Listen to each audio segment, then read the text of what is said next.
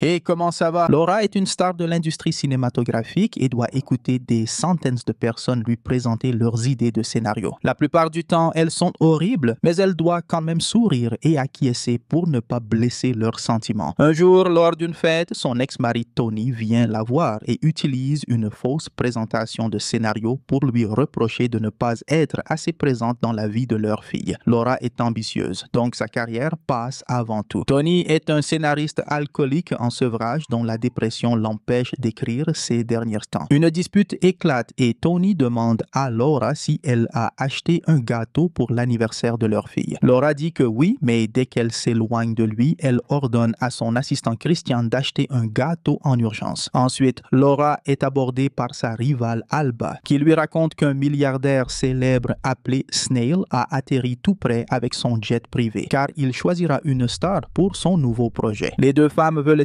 être sélectionnées et échangent quelques insultes. Quand Laura arrive à la réception, une foule de journalistes attend à l'entrée. Elle s'approche du fils de Snail, Sébastien, et essaie d'en apprendre davantage sur le projet secret de son père, mais Sébastien refuse de dire quoi que ce soit. À la place, il se moque d'elle pour avoir une montre très ancienne. Il mentionne aussi la mort récente de deux des hommes les plus riches du monde et commence un discours sur le comportement des vieux, y compris son père, révélant accidentellement qu'Alba a été choisie. Laura est dévastée, mais doit garder le sourire devant les caméras. Ensuite, elle retourne à la fête et reste silencieuse pendant que Sébastien et d'autres hommes parlent d'elle et d'Alba comme si elles étaient insignifiantes. Lorsqu'elle se retrouve seule un instant, Laura ravale sa fierté et félicite Alba, disant que si quelqu'un devait prendre sa place, elle est heureuse que ce soit elle. Alba serre la main de Laura et convient que les femmes doivent s'unir pour survivre dans cette industrie. Ce soir-là, Alba doit présenter un film devant un immense public, mais elle admet qu'elle ne l'a pas vu. Alors, Laura lui raconte rapidement un résumé de l'histoire. Cependant, ce résumé s'avère être un faux scénario et Alba se ridiculise devant tout le monde, ce qui faisait partie du plan de vengeance de Laura. Plus tard, dans la voiture, Christian doit gérer tous les messages furieux de Sébastien. Laura reçoit un appel de Tony qui se trouve à l'aéroport. Le vol de Tony a été annulé et le chaos règne dans l'endroit. Mais avant qu'il puisse en dire davantage, la ligne est soudainement coupée. Ensuite, Christian vérifie les infos et découvre que le pape est mort, devenant ainsi le troisième homme riche à mourir en seulement quelques jours. Peu après, ils arrivent à l'aéroport et Laura réussit à monter à bord du jet de Snail comme remplaçante d'Alba. Mais on l'oblige à laisser Christian derrière. Alors que l'avion décolle, Laura discute avec un autre invité qui lui raconte la mort d'un autre homme riche survenu quelques minutes auparavant. Ses dents extrêmement blanches mettent Laura mal à l'aise. Quelques instants plus tard, Laura est en appel vidéo avec Tony et leur fille Anna pour fêter l'anniversaire de la petite. Cependant, Anna n'est pas contente que ses parents soient loin et raccroche sans souffler les bougies ni dire au revoir. Ensuite, Laura demande à Tony de signer les papiers du divorce, mais la discussion se termine par une promesse de se retrouver au tribunal. Quand Laura va aux toilettes, elle vole quelques crèmes très chères. En revenant à son siège, elle remarque que les dents de l'autre passager brillent. Finalement, l'avion atterrit en Alaska et tandis que les autres partent en voiture, Laura est emmenée en traîneau à chien. Le conducteur prend son téléphone avant de lui remettre des fourrures pour l'aider à supporter le froid. Pendant le trajet, l'homme lui raconte que Snail développe son entreprise de manière très agressive et que tous les nouveaux employés reçoivent des salaires incroyables, sans parler des avantages. À cause de la tempête de neige, ils n'entendent pas l'avion exploser. Le traîneau conduit Laura jusqu'à un campement où Monsieur Snail accueille les nouveaux arrivants avec un discours sur les premiers colons de l'Alaska. Il a construit cet endroit pour leur rendre hommage et rappeler aux gens ces pionniers qui ont bâti leur fortune par le travail acharné, ce qu'il démontre en maniant une pioche. Tous sont invités à une cabane pour boire un verre pendant que Snail continue à parler, affirmant que le monde est malade de fragilité et de paresse. Snail en a assez que la nouvelle génération blâme les élites laborieuses car il pense que les riches sont en réalité la solution. Toutes les personnes qu'il a emmenées en Alaska ont été choisies pour faire partie d'une nouvelle division indépendante de son entreprise, axée sur des causes sociales comme l'énergie renouvelable et la philanthropie. Laura signe le contrat avec enthousiasme qui lui accorde de nombreuses actions et rejoint la célébration. Lorsqu'elle fait une pause pour fumer, Snail s'approche pour discuter et ils se retrouvent à parler de l'incompréhension qu'ils ont envers leurs enfants. Il lui parle aussi d'une vente aux enchères au palais de Buckingham et veut que Laura s'y rende pour commencer à faire des achats pour l'entreprise, insistant sur le fait qu'elle doit dépenser amasser autant d'argent que possible. Avant de partir, il lui remet un livre et lui demande de le lire. Le lendemain, Laura quitte l'Alaska avec Monsieur Yi à bord de l'hélicoptère de Snail. Elle regarde le livre et remarque une citation sur la richesse au dos. Yi a reçu le même livre et explique que Snail l'a envoyé en Sicile pour auditer des camps de réfugiés. Il fait une blague de mauvais goût sur l'esclavage qui met Laura mal à l'aise. Pendant le vol, elle essaie d'appeler Anna, mais sa fille ne répond pas. Lorsqu'elle consulte les infos, Laura est choquée de découvrir que le palais de Buckingham a été attaqué. Elle cherche plus de détails et apprend que des milliardaires et des dirigeants meurent dans plusieurs régions du monde. Personne ne sait pourquoi, alors on parle d'attaques terroristes ou d'objets de luxe empoisonnés. On évoque aussi la plutophobie, qui est la haine des riches. Quand Laura arrive à Londres, les rues sont en panique. Christian vient la chercher et lui dit que tout le monde exagère, en pensant que le roi est simplement souffrant. La voiture n'avance pas à cause du chaos qui paralyse la circulation, alors Laura réfléchit à la situation et se demande si elle et Christian comptent comme riches. Comparée à la grande élite, elle pense qu'elle appartient techniquement à la classe moyenne. Malgré toutes les rumeurs d'attentats, la vente aux enchères a bien lieu au palais de Buckingham. Laura commence à enchérir sur un tableau important, mais elle est interrompue par un appel d'Anna. Elle panique car elle veut parler à sa fille sans perdre l'enchère, alors elle propose 2 millions pour la peinture et gagne. Elle court ensuite dans une autre pièce pour prendre un verre, tout en parlant à Anna dont la voix n'est pas très claire à cause de la mauvaise connexion. Parmi les invités, Laura remarque un autre homme aux dents brillantes. Soudain, elle entend des cris et retourne dans la salle des enchères pour découvrir que le roi est en train de mourir. Dans les jours qui suivent, tous les médias débattent de la mystérieuse grippe qui ne touche que les personnes les plus riches du monde. On parle beaucoup de terrorisme, mais aussi de plusieurs théories du complot en ligne. On découvre bientôt que les dents brillantes sont un symptôme de cette grippe. L'activité financière est suspendue et l'élite demande une protection spéciale. Christian pense que le gouvernement devrait rassembler tous les milliardaires au même endroit et les enfermer, afin que le reste de la société puisse éviter une nouvelle quarantaine. Laura reçoit un appel de sa mère qui l'informe qu'Anna est avec elle en Espagne. Ensuite, Laura se rend au bureau de l'entreprise à Londres, où les employés portent désormais des masques. Sébastien est furieux que Snail ait donné à Laura un poste qui, selon lui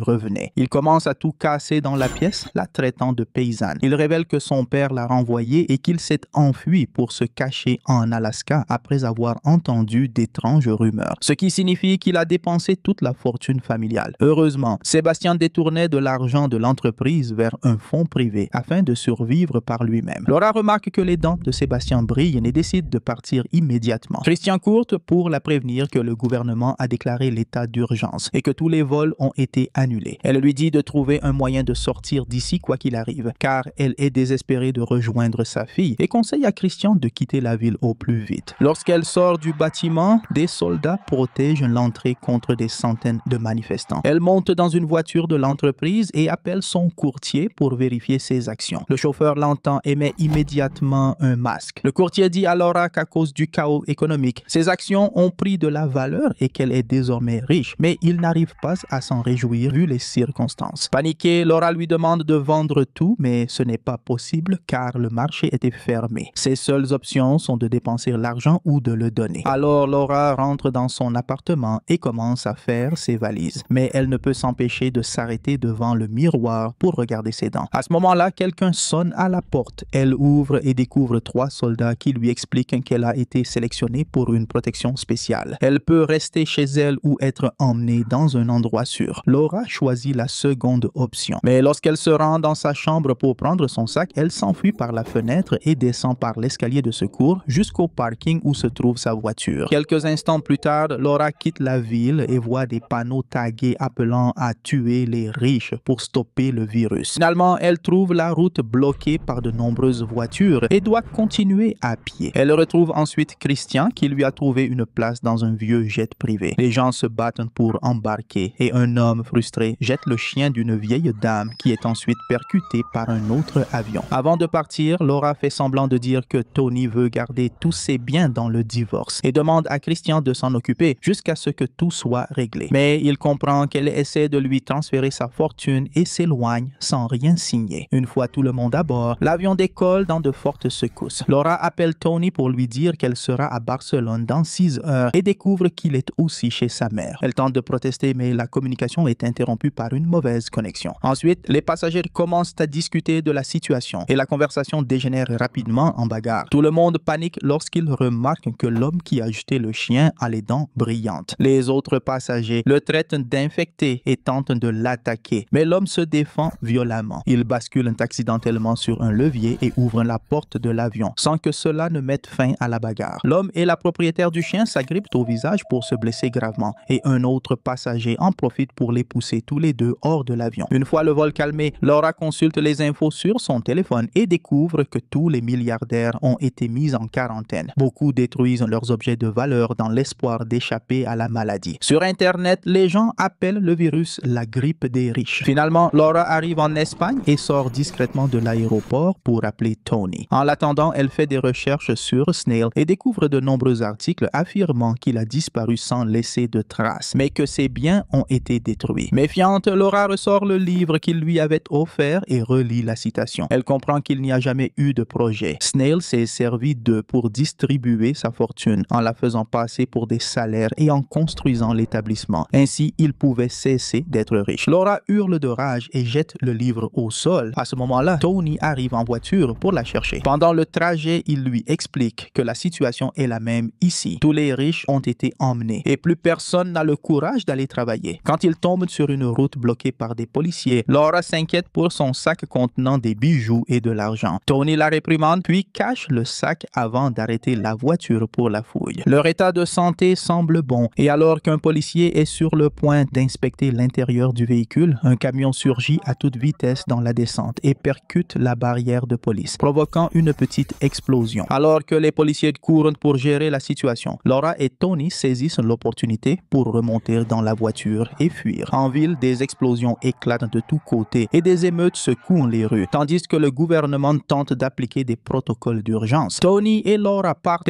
vers une petite ville dans les montagnes et découvrent des maisons avec des graffitis anti-riches sur les murs. Laura cherche Anna et la trouve en train de s'amuser avec d'autres adolescents, portant un t-shirt affichant les mêmes messages. Furieuse, Laura ne dit pas un mot à sa fille et part chercher sa mère Martha. Laura veut la réprimander pour avoir mis ses idées dans la tête de la fillette. Cependant, Martha lui rappelle qu'Anna est en sécurité grâce à elle. Ensuite, Laura participe au repas communautaire, mais tout le monde la regarde avec méfiance. Un homme bienveillant remarque sa montre et se souvient qu'elle l'avait achetée avec son tout premier salaire, impressionné qu'elle la possède encore. Un autre homme commente que le virus descend dans la hiérarchie sociale et se demande quand viendra le tour de Laura. Cette nuit-là, Laura avoue à Tony qu'elle est riche et lui raconte ce qu'elle a tenté de faire avec Christian. Elle admet aussi qu'elle craint d'être déjà infectée et envisage de partir. À ce moment-là, l'homme gentil du repas apparaît pour prévenir que les habitants sont en colère et exigent qu'elle parte. Une dispute éclate car Martha et Tony veulent qu'elle reste, mais rapidement, une foule furieuse encercle la famille et exige le départ de Laura. Peu après, toute la famille quitte les lieux ensemble à bord d'un navire. Martha explique qu'elle a une amie en Tanzanie qui vit hors du réseau et pourrait les accueillir. Un long voyage les attend et durant la traversée, ils croisent souvent d'autres bateaux tentant aussi de fuir. Ils survivent en pêchant et en récupérant l'eau de pluie. Une nuit, un bruit étrange se fait entendre. C'est une femme dérivant sur une planche appelant à l'aide. Il lui jette aussitôt une corde pour la hisser à bord et lui donne à manger. Elle s'appelle Yolene et explique être restée à la dérive pendant 6 jours. Soudain, un navire militaire approche celui de la famille, révélant qu'ils sont arrivés près des côtes libyennes. Les soldats leur expliquent que le pays n'accepte aucun réfugié actuellement, avant d'embarquer la famille et d'attacher leur bateau au leur. Le lendemain matin, les navires s'arrêtent près d'une île africaine avant que les soldats ordonnent au groupe de sauter à l'eau et de nager jusqu'à la plage. Quand ils tentent de protester, les soldats les poussent violemment dans l'eau. Yolene et la famille nagent jusqu'à la plage la plus proche où ils découvrent un mémorial en hommage aux migrants morts en mer. Ensuite, le groupe explore les environs et découvre un camp de réfugiés où une foule se presse autour d'un véhicule militaire pour obtenir de la nourriture. Yolene se faufile au milieu de la cohue agressive et réussit à prendre quelques provisions qu'elle partage avec la famille. Par la suite, des médecins leur font un test rapide pour vérifier leur état de santé. Les gens sont triés selon leur origine. Donc, Yolene est envoyée dans les tentes africaines, tandis que la famille rejoint les Européens. Un soldat annonce qu'ils ont perdu le contact avec le continent depuis 4 jours et que l'Afrique accepte uniquement ses propres citoyens. Laura tente d'expliquer qu'elle a fait beaucoup de dons à des associations africaines, mais le soldat répond que ça ne fonctionne pas ainsi ici. Cela signifie que la famille est désormais coincée. En observant le camp, Laura est surprise de croiser Yi, qui lui dit que les pays pauvres vont bien alors que l'Europe est en feu. Il conseille à Laura de se cacher et de ne pas sortir avant l'aube. Quand il retire son masque, il révèle des dents brillantes. Cette nuit-là, Yolene et la famille quittent le camp et se réfugient sous des décombres. Laura tente de s'excuser auprès de Tony pour la façon dont leur relation s'est terminée, mais il reste silencieux, alors elle le force à lui montrer ses dents. Il s'avère qu'elle brille parce qu'il a signé le contrat que Christian avait refusé, ce qui fait de lui l'actuel détenteur de la fortune de Laura. Le couple sort pour en parler et Laura se met à pleurer, tandis que Tony lui dit qu'elle doit protéger leur fille. À ce moment-là, 2 hommes surgissent et assomment Martha avant d'enlever Anna. Guidés par les cris de leur fille, Tony et Laura se lancent à leur poursuite. Lorsqu'ils s'en approchent suffisamment, ils se jettent sur les agresseurs pour les attaquer. Mais Laura est facilement maîtrisée et Tony doit affronter les 2